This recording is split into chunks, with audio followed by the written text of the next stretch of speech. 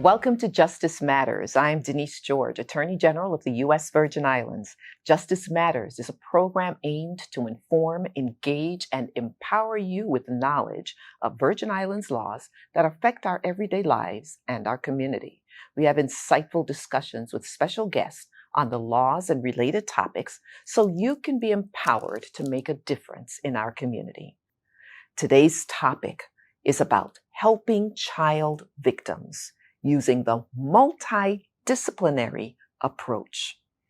Virgin Islands law defines child abuse as the infliction of physical, mental, or emotional injury upon a child, which is a person under 18 years of age. This includes any sexual contact by an adult with a child or neglect of the basic necessities of life or failure to protect the child from abuse. Studies show that such abuse can harm a child's emotional, psychological, and even physical development. Children exposed to violence, whether sexual or otherwise, are more likely to have difficulty in school, abuse drugs or alcohol, act aggressively, suffer from depression or other mental health problems, and engage in criminal behavior as adults, especially when there is no intervention to prevent and stop the abuse, or when counseling and other mental health care is not provided. So how does that intervention happen? And how are the child victims protected and cared for once a report of suspected child abuse is made and it proceeds through the legal process, including the Department of Human Services, the police, and confidentially in the family court or in the criminal case or in a criminal case when an arrest is made? What happens with the child victim through all of this? Well, that's where the multidisciplinary approach comes in. And it comes in through community child victim advocates, such as the Family Resource Center in St. Thomas, and particularly the Women's Coalition of St. Croix. They come into play to provide victim services, counseling, and more to fill any gaps and plug any holes in the process.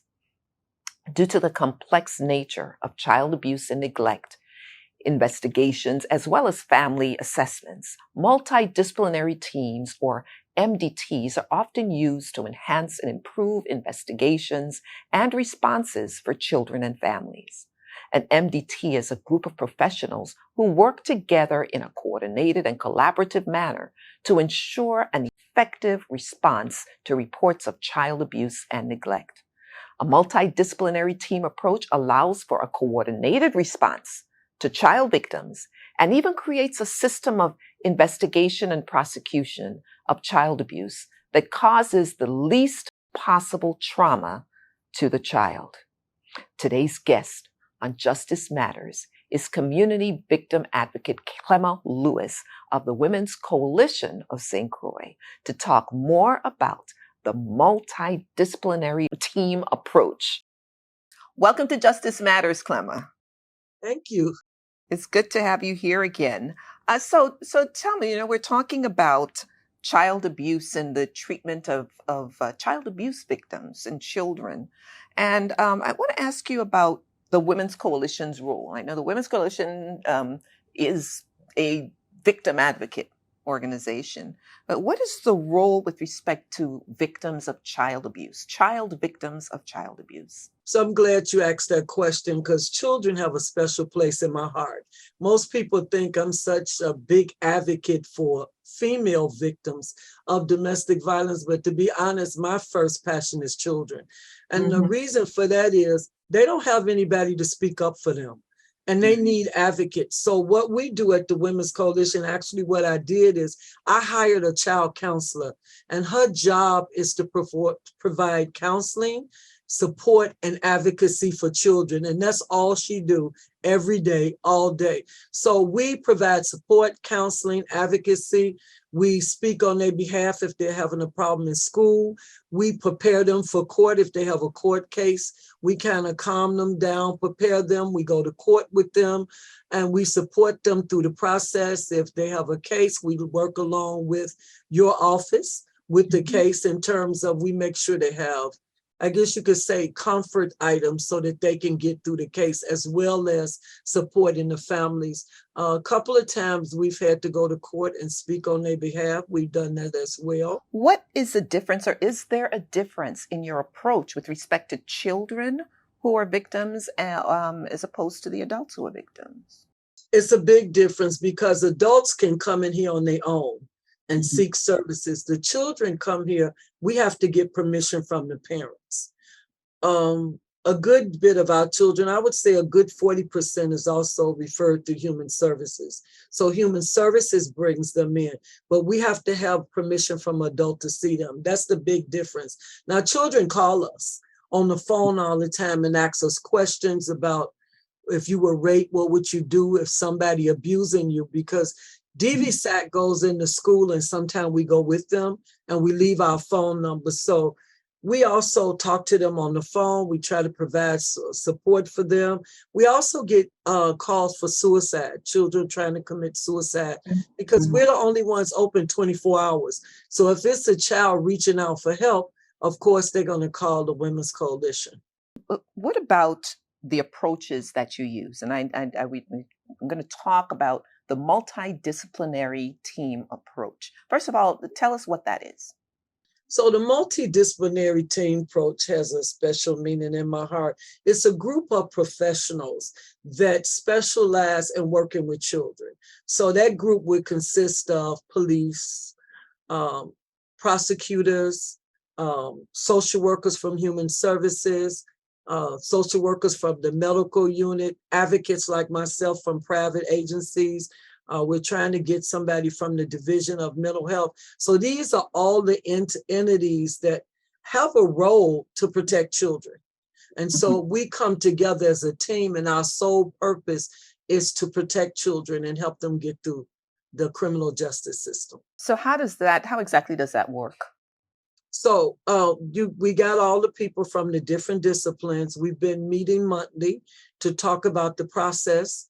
In the past, we had an interview room, which we're getting started up. I'm excited. Human Services has agreed to get the room back in place. We had a room in Human Services that got destroyed in the hurricane.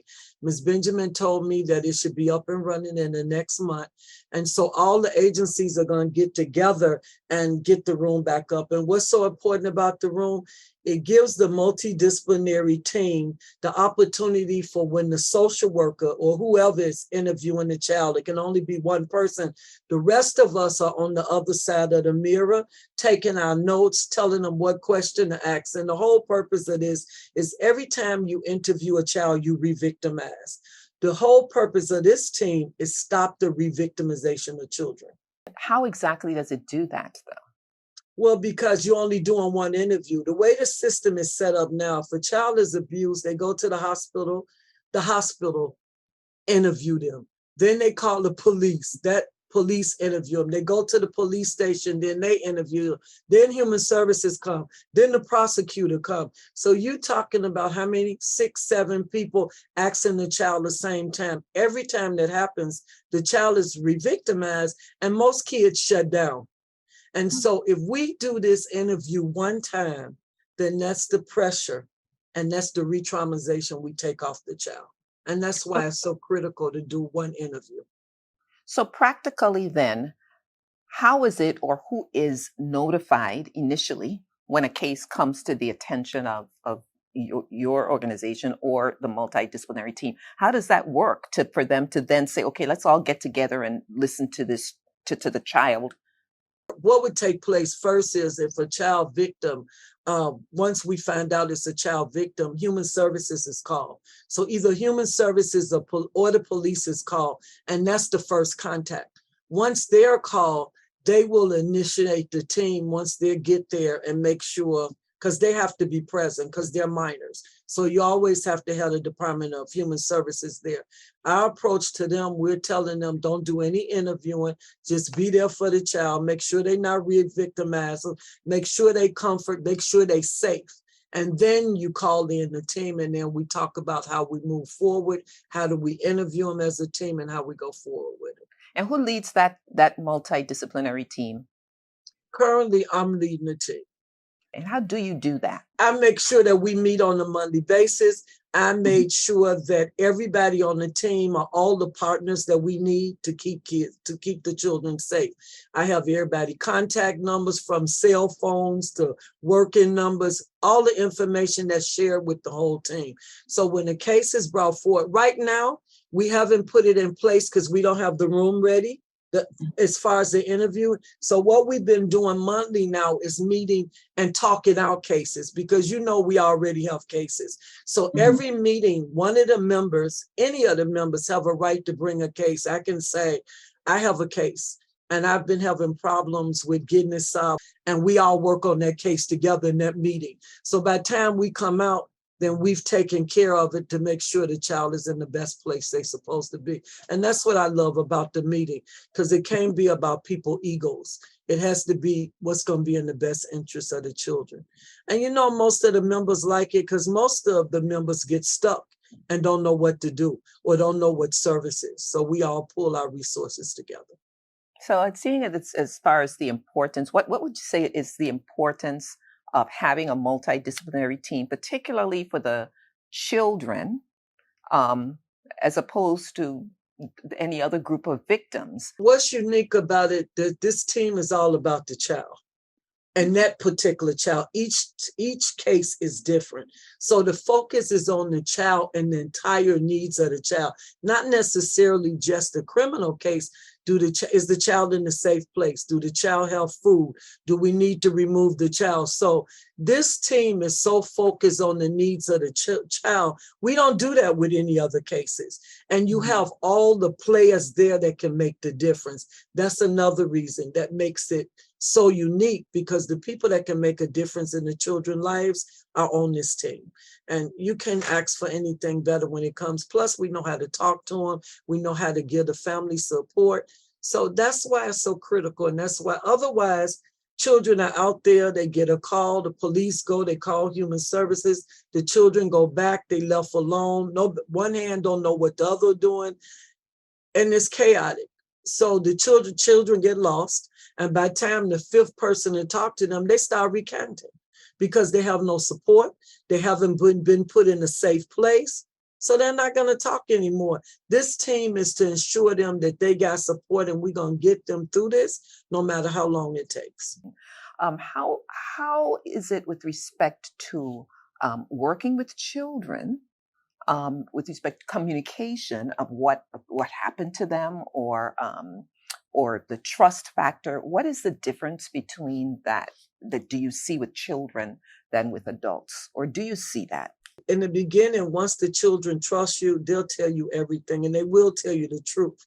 But if they feel like they don't trust you, if we let the family get to them, or if we don't operate the case in a manner that they feel safe, then we lose the faith, we lose the child, and the child begin to recant.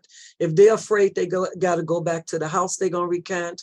If they're afraid that the family going to be mad at them, they're going to recant. See, adults have a choice. They can go back to the partner, or they can leave because they're grown. They can even leave the island. They can make other choices. Children don't have a choice. And so it's important that we do it the right way from the beginning so they won't recant. But most children recant because they're not safe. They have nowhere to go. And who's going to protect them if they don't? So yeah, that's why most of them recant. How long have you been using the multidisciplinary approach for child abuse cases? We had a team about 15 years ago that was really doing well.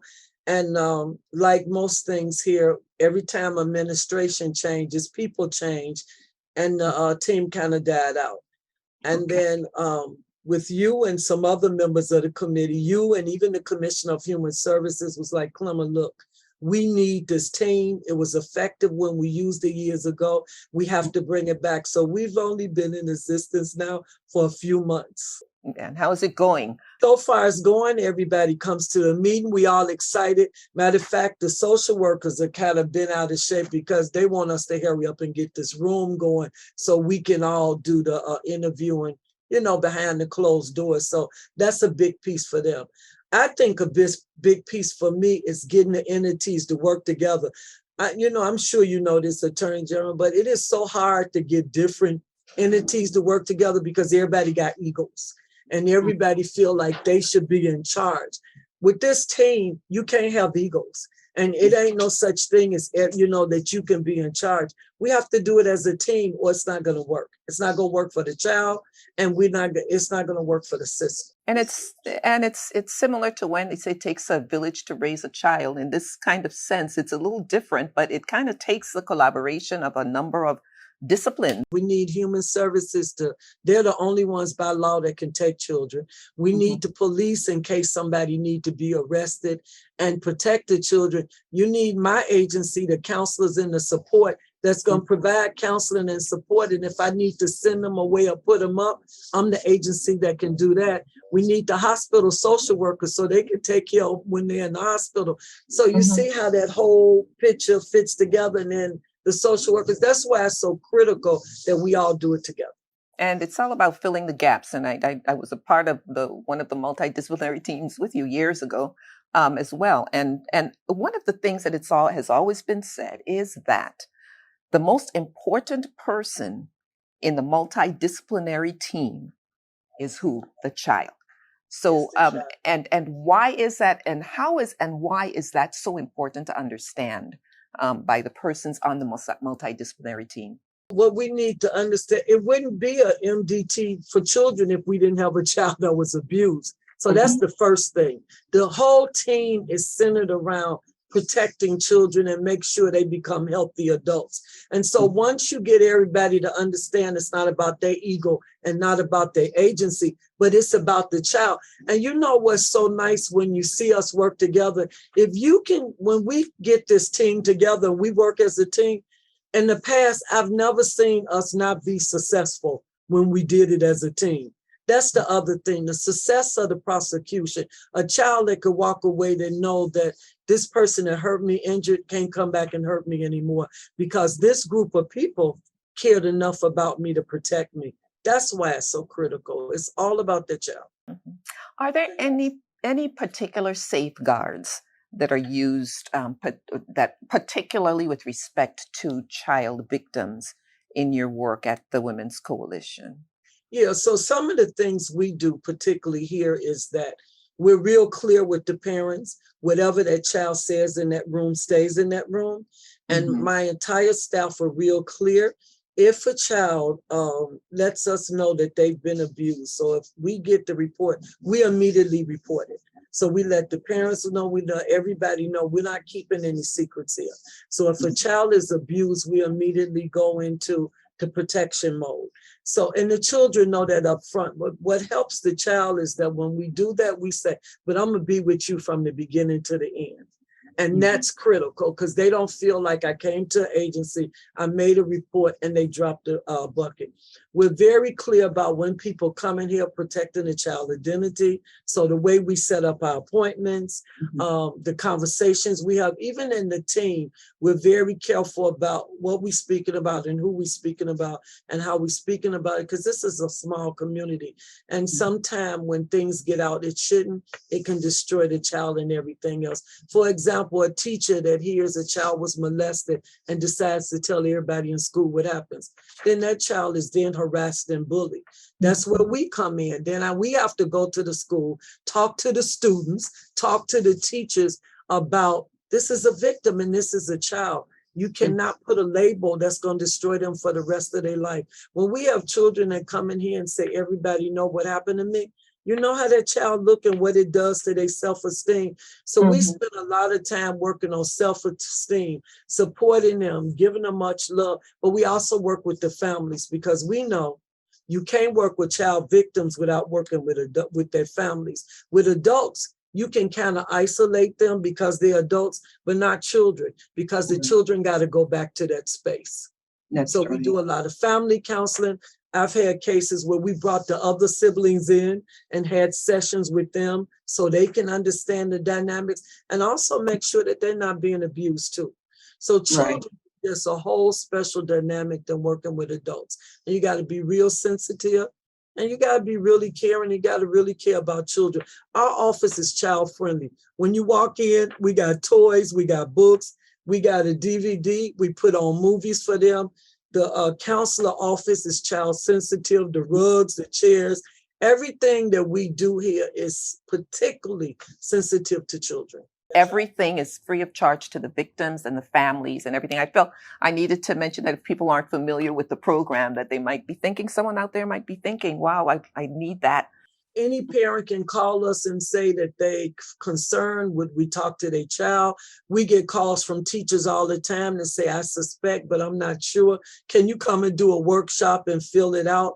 So either we'll go or we'll send DVSAT. But I'm glad you mentioned it. Everything here is free and it's also confidential. So can't nobody call here and ask nobody about another child. They can't call and ask about another family member because we got to protect that child with everything we got.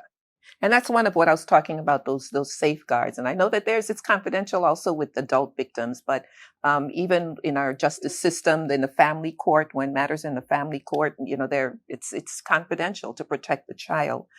And when you have those counseling sessions or workshops with let's say children in schools, or the classmates and the people, the children, other children at schools, do you ever talk about the need and importance of confidentiality as well? That's kind of why we go in there, the importance of confidentiality, but also the importance with little kids, the confidentiality is a big word. So we usually lose things about how would you feel if somebody hurt you and it was your father or your brother. So we do it, but we do it in different languages based on the age. So you have to approach it differently, but we try to get them to be sensitive. You realize we've never went and did a presentation where a child didn't come up to us and tell us they were being hurt. I've heard that from other victim advocates that bring that out. And it tells us a lot of times how our children, our youth are holding a lot of things in. This is important for them to understand if they out there and they need help. If the family need help, reach out to your local advocacy agencies. Even if we start the process and we bring in all the other players, it's important to ask for help if you need it. With the multidisciplinary team, is that something that you kind of start up with every single case that comes in, or is there a manner in which you select which child cases you would then attend to? Well, I think what we've decided, we would go by priority and the ones that we feel have the most need. Some cases you don't need the whole team if it's something already in place or it's an older case, but we're real clear that we're dealing with priorities and issues. And so far, the team have brought up at least 3 or 4 cases that we all tackled it as a team. And at the end of it, everybody was like, wow, we knew this. This is why we need this group, because it really makes a difference. Because sometimes you isolate it and you're trying to work with children and it's difficult. Or an agency might be doing something that's not really helpful. And if you say it to them, they might get offended. And this team, we go, you got to put all your personal stuff to the side, put all your egos to the side, and let's really talk about what happened to this child and what we need to do to fix it. Talk to your children, have a good relationship so they can feel comfortable. You know, the biggest thing I've learned, I've been doing this work over 40 years. We don't believe our children. If we can only get police, everybody to stop believing children, I think that would make a huge difference in our community. They don't believe children. That's the problem. That's the biggest problem we have. Sometimes it takes adults to learn that they have to be open to hear something, even if they don't want to hear it. I think it's a natural reaction to want to shut out something and say, no, it couldn't be that. 75% of the child abuse cases are children that's close, family members that's close, neighbors and friends. So the last thing you want to hear is your husband, your father, your brother, your dad, or even your sister have touched your child inappropriately. Then you start challenging yourself and say, well, what did I do wrong? Am I not good enough? So you close it down. And we also close down because it's a small community in Prague. We don't want people to know what's going on. In the meantime, our children are hurting. And hurting children become hurting adults. And we need to learn that as well. So I have women that come and see me in their 30s and say, I was molested and nobody did anything. Nobody believed me. Nobody did anything. And they got all these issues now as an adult. So we need to start when they're small. So what would you say, first of all, what do you do in the community? Where do you go? So there's a Women's Coalition, St. Croix. What is your the telephone number, the contact information? The contact information for the Women's Coalition for Child Victims, or any victim, regardless. So even if somebody got a question, they don't know what to do, they suspect. And the same thing for fathers. I don't want any of the men to feel like we're leaving them out. If they suspect their daughter is being abused or they suspect something going on, they have a responsibility as well to say something and do something. So they can call the Women's Coalition at 340-773-9272. And the Women's Coalition is 24 hours, 7 days, 365 days out of the year. So when you call that number in the evening and weekends, we have a service that will call the advocate for you and someone will respond. Between 8 and 5, you have the office staff here. You can even walk in our office. We're 45 Fisher Street in Christiansted. You can walk in. Family Resource Center does the same thing in St. Thomas. Is there one thing that you would like to say for the community, that the community needs to hear, anyone out there, with respect to particularly the work with child abuse, the multidisciplinary team, and addressing child victims in the Virgin Islands? What's important for me, and if I don't leave you with anything else, and I know I say it all the time, please believe the children when they come to you. That has been the hardest battle for me, is that we don't believe our children. If they come and say something to you, if you find out later, maybe it was distorted, that's down the line. But you got to open the doors. You got to have the communication. You got to be able to let your children trust you so they can tell you what's going on. Please believe the children and believe what they say to you. We say a lot in these communities, our children be lying. They don't be lying. Trust them and believe them. That's what I would like to leave with everybody in this community. And know that we got a team up now that care about you and care about your children, and we want the best for them. And we're going to make the best with all the agencies together, working together. Well, thank you so much. Well said. Thank you so much again for joining us on Justice Matters. You're welcome. Thanks for inviting me. Appreciate it. And remember those numbers. In addition to the Women's Coalition of St. Croix, you can call to help a child at the Family Resource Center in St. Thomas and St. John. That's 340-776-STOP, the Department of Human Services, and of course, 911. So thank you so much for joining us on this episode of Justice Matters.